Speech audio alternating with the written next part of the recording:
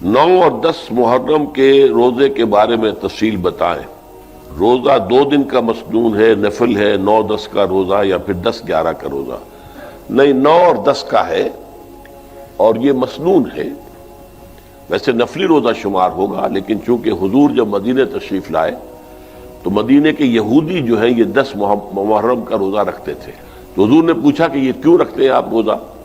تو انہوں نے کہا کہ اس تاریخ کو ہمیں جو آل فرعون سے ان سے نجات ملی تھی اور فرعون غرق ہوا تھا اور ہم آزاد ہوئے تھے، تو حضور نے فرمایا کہ موسیٰ پر تو ہمارا حق تم سے زیادہ ہے، ہم موسیٰ کو مانتے ہیں، پوری طرح مانتے ہیں، لہذا حضور نے اپنے صحابہ کو بھی حکم دیا کہ تم روزہ رکھو، حالانکہ ابھی رمضان کا روزہ بھی فرض نہیں ہوا تھا۔ تو یہ اس وقت کا ہے، تو اس لیے روزہ 2 دن کا کہ ہم وہ یہود سے اپنے معاملے کو علیحدہ کرنے کے لیے یہ کہ وہ 1 دن کا رکھتے ہیں تو ہم 2 دن کا رکھیں گے۔ ہمارے ساتھ جڑے رہنے کے لیے ہمارا چینل سبسکرائب کریں۔